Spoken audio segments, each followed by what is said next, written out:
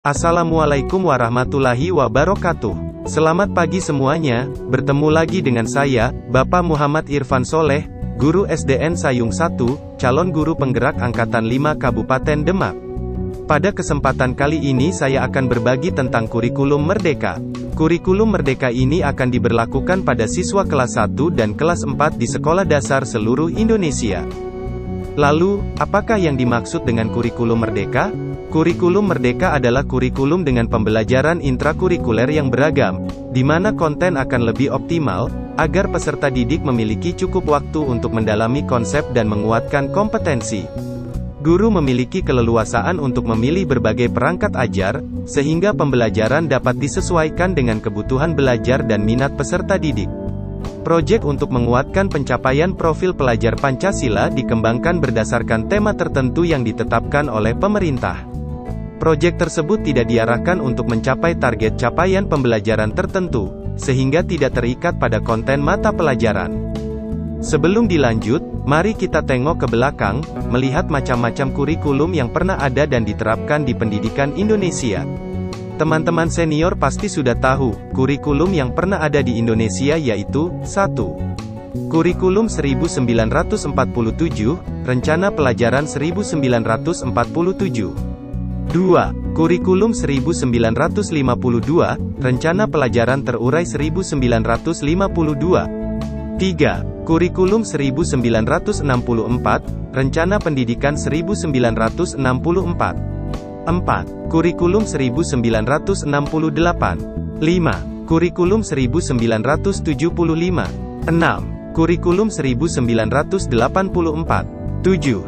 Kurikulum 1994 dan Suplemen Kurikulum 1999. 8. Kurikulum Berbasis Kompetensi, KBK, 2004. 9. Kurikulum Tingkat Satuan Pendidikan, KTSP, 2006. 10. Kurikulum 2013, K13. 11. Kurikulum 2013, K13 Revisi. Lalu, sekarang ini, di tahun pelajaran 2022/2023, masih layakkah 11 kurikulum di atas? Oh, tentunya kurikulum di atas memang sudah saatnya disesuaikan dengan perkembangan zaman.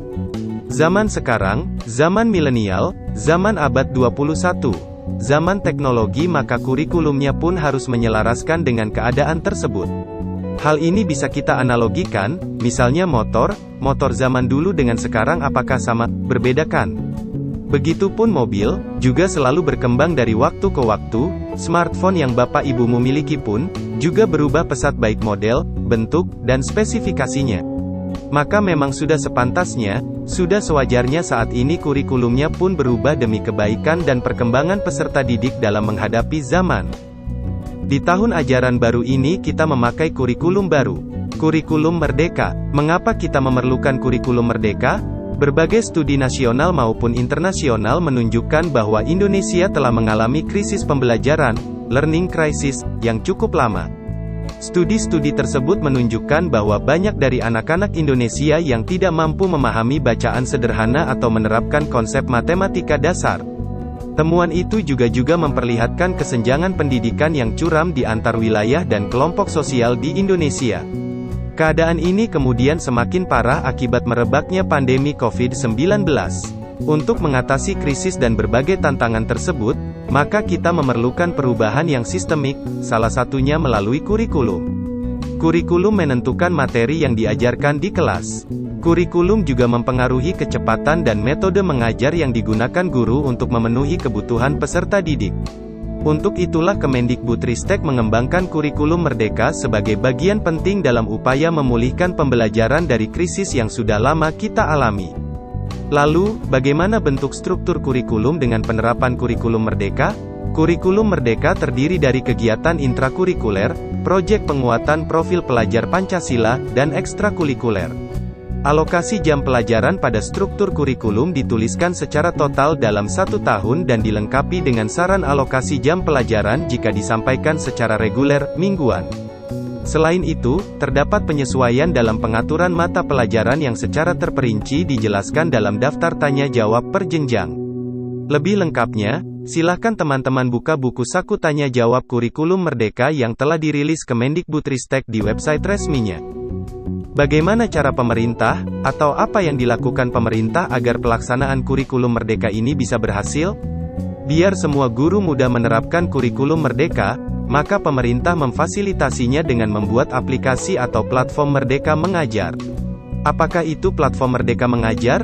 Platform Merdeka Mengajar merupakan salah satu platform teknologi yang disediakan untuk mendukung para guru agar dapat mengajar menggunakan kurikulum merdeka dengan lebih baik, meningkatkan kompetensinya, dan berkembang secara karir. Aplikasi platform mengajar ini bisa digunakan di smartphone maupun laptop. Silahkan teman-teman gunakan platform Merdeka Mengajar untuk pembelajaran di kelasnya masing-masing ya. Mari kita sukseskan kurikulum merdeka demi pembelajaran yang berpihak pada murid. Demi pelayanan pembelajaran yang menghamba kepada peserta didik, seperti yang diutarakan oleh Bapak Pendidikan kita, Bapak Pendidikan Indonesia, Bapak Ki Hajar Dewantara. Salam sukses untuk pendidikan Indonesia. Salam sukses untuk kita semua. Salam sukses untuk guru penggerak.